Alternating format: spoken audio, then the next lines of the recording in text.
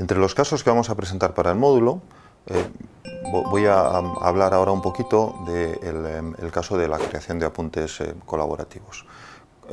Como ya se mencionó en la introducción, en el mundo del software libre hay varias prácticas que se pueden trasladar a los entornos docentes o los entornos de aprendizaje.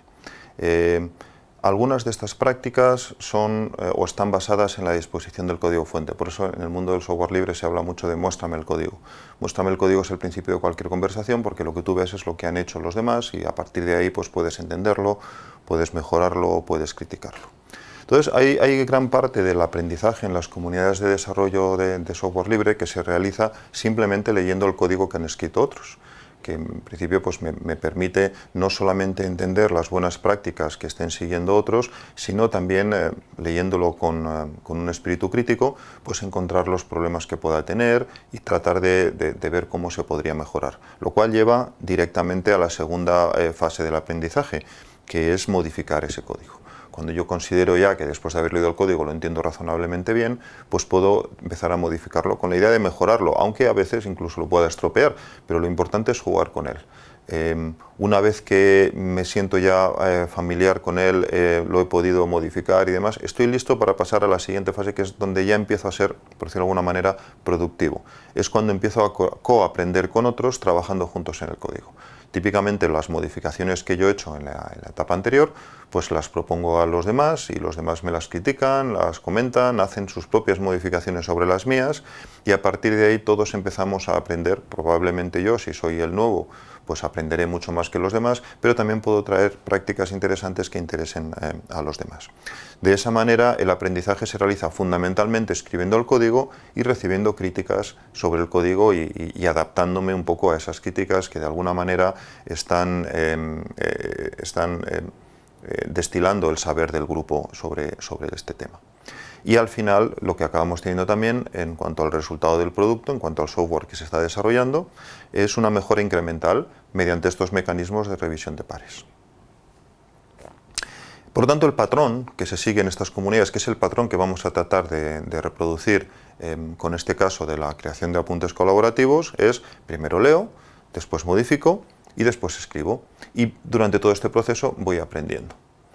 Esto no es muy diferente de algo que he oído a muchos educadores y que seguramente cualquiera de los que estáis en este negocio conocéis, y es pues, que cuando lees algo lo empiezas a aprender o aprendes de alguna manera sobre ello, pero cuando escribes sobre eso mismo, pues aprendes mucho más.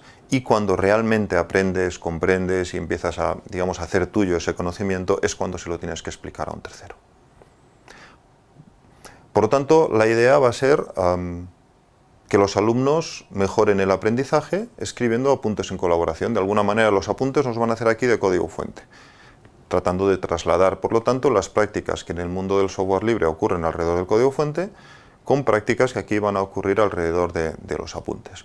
El objetivo no es tanto que los apuntes sean excelentes, sino que los apuntes ayuden en el proceso de aprendizaje de los alumnos.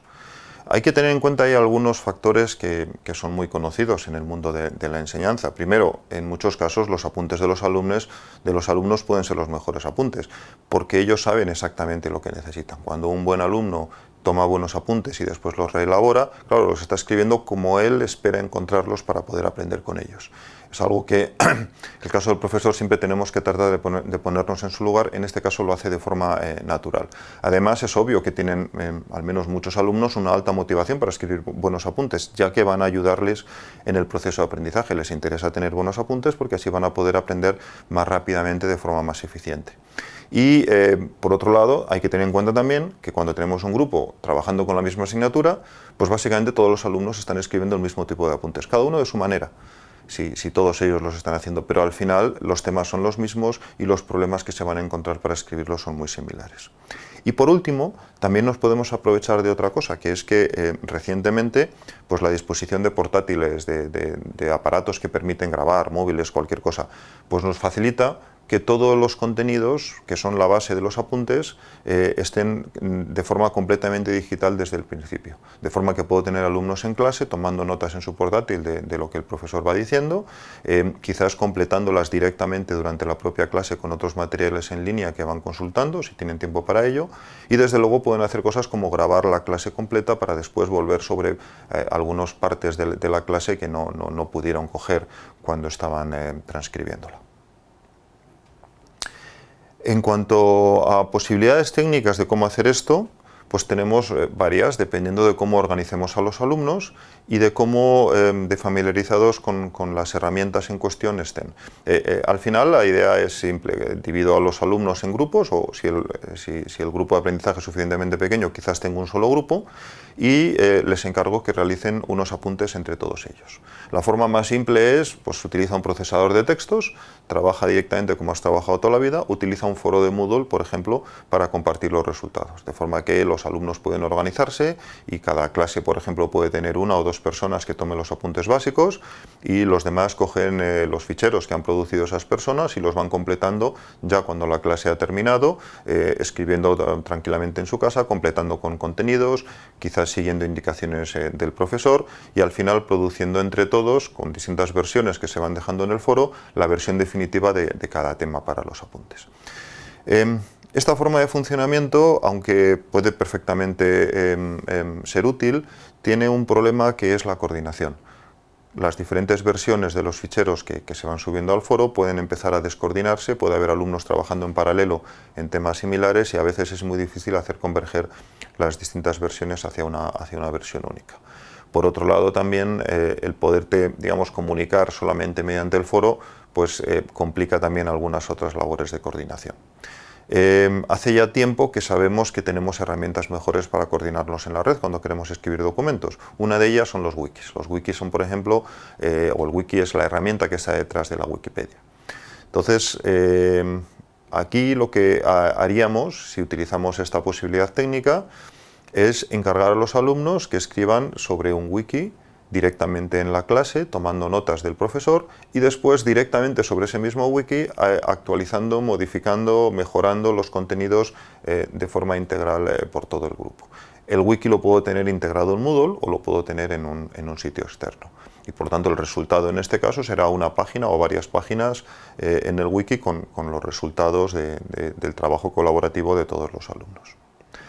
Podemos utilizar otro tipo de herramientas similares a los wikis y que en algunos casos pues, presentan ventajas, como los editores colaborativos. El ejemplo más clásico de editor colaborativo es Google Docs, donde yo vía navegador entro en una herramienta que tiene una interfaz pues, prácticamente igual que la de cualquier procesador de textos, con la peculiaridad de que yo voy escribiendo a la vez que los demás. Todos manejamos el mismo documento, puedo ver cómo los demás están modificando el documento a la vez que lo estoy haciendo yo mismo.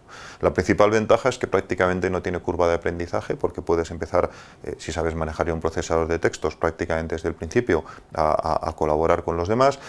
Quizás la principal desventaja que tiene es que puede distraer mucho al alumno el ver cómo los demás están editando a la vez, especialmente si eso se hace en el momento en el que están tomando notas en clase. Depende mucho del entrenamiento, digamos, que tienen los alumnos en hacer ese tipo de cosas y también de su capacidad de concentración. También a veces tiene el problema de que precisamente como es tan fácil tocar, pues es muy fácil deshacer los cambios de otros, incluso cambios que se han hecho con mucho esfuerzo y bien, a veces los alumnos ellos mismos pues, pueden considerar que se está perdiendo trabajo de forma innecesaria.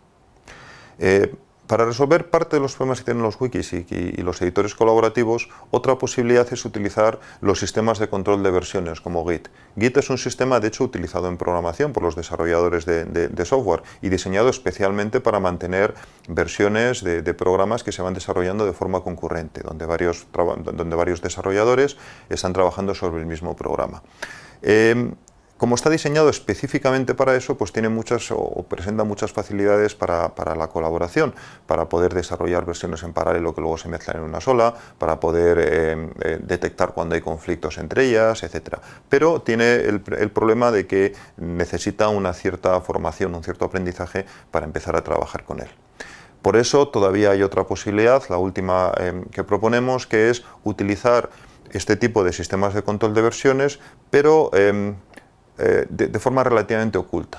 El usuario va a trabajar en un editor colaborativo y lo que va a ocurrir es que por ahí debajo va a haber un sistema de control de versiones, de forma que él va a escribir versiones utilizando Git, pero trabajando en un entorno normalmente dentro del navegador muy parecido a los que hablábamos antes, digamos, estilo Google Docs.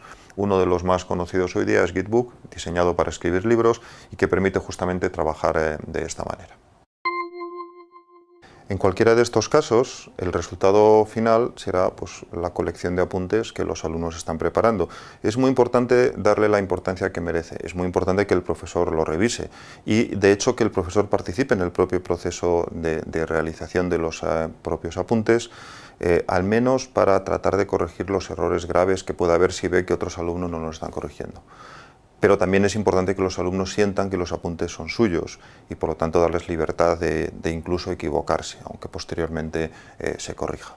Y muy importante para que la experiencia al final tenga importancia para el alumno es que los apuntes finales reciban digamos, el cariño que se merece, sean publicados adecuadamente, el profesor los explique qué cosas buenas, qué cosas malas ha encontrado en ellos y en general estén disponibles para nuevas generaciones de alumnos, que de esa manera no necesariamente tendrán que empezar a partir de cero.